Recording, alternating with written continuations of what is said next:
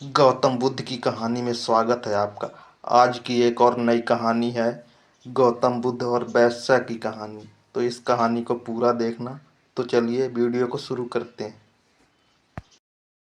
आज की कहानी है गौतम बुद्ध और वैश्या की कहानी। तो चलिए कहानी को शुरू करते हैं। गौतम बुद्ध की एक आदत थी, वह प्रवचन देने के बाद अंत में 3 बार कहते अपना अपना काम करो।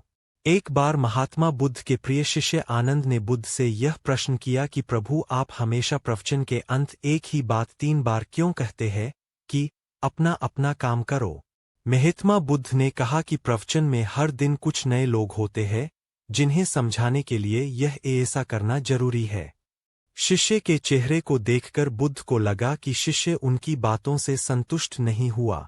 इसलिए बुद्ध ने आनंद से कहा कि आज के प्रवचन में एक चोर, एक साधु और एक वेश्या शामिल हुई थी। तुम जाकर सुबह उनसे मिल लो।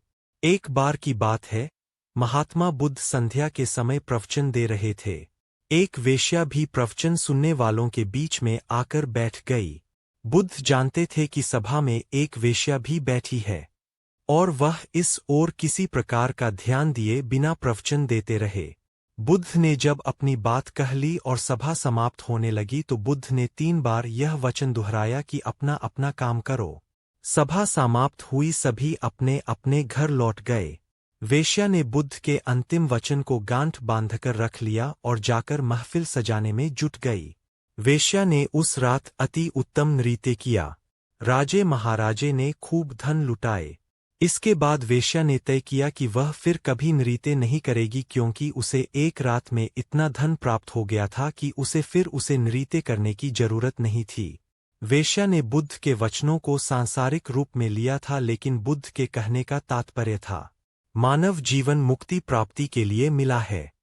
अपना यह काम करो, ईश्वर का ध्यान करते हुए उसमें लीन हो जाओ।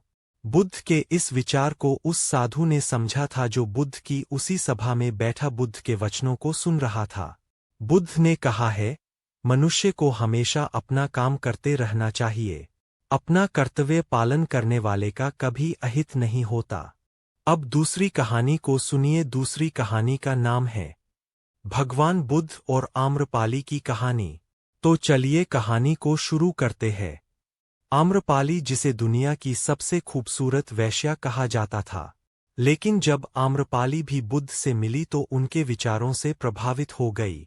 इसके बाद अपनी धन संपत्ति सब कुछ का त्याग कर आम्रपाली एक साधारण भिक्षुकी बन गई और संपूर्ण जीवन भिक्षुकी बनकर ही बिता दिया। जानते हैं गौतम बुद्ध और वेश्या आम्रपाली की ये कहानी। कहा जाता है कि एक गरीब दंपति को एक आम के पेड़ के नीचे कन्या मिली थी। उसके माता पिता पता नहीं क्यों उसे पेड़ के नीचे रखकर चले गए थे। दंपति ने लड़की के माता पिता के बारे में बहुत पता लगाया, लेकिन कुछ पता नहीं चला। इसके बाद गरीब दंपति ने ही उस कन्या का लालन पालन किया और उसका नाम आम्रपाली रखा। आम्रपाली बहुत ही रूपवान थी। जब आम्रपाली किशोरावस्था में पहुंची तो पूरे नगर में उसके सौंदर्य की चर्चा होने लगी। इतना ही नहीं, नगर का हर पुरुष उससे विवाह करना चाहता था। आम लोग से लेकर व्यापारी और राजा सभी उसे पाना चाहते थे। ऐसे में आम्रपाली के माता पिता उसे लेकर काफी चिंतित रहते थे, क्योंकि आम्रपाली इनमें से किसी एक साथ भी विवाह कर लेती तो पूरे राज्य में अशांति फैल जाती। नगर में शांति स्थापित करने के लिए वैशाली राज्य के प्रशासन ने आम्रपाली को क्रमानुसार अंत में नगरवधू बना दिया। आम्रपाली को साम्राज्य की सबसे खूबसूरत और प्रतिभाशाली महिला के रूप में जनपद कल्याणी की उपाधि 7 साल के लिए दे दी गई। आम्रपाली को धनाभूषण से लेकर अपना महल भी मिला।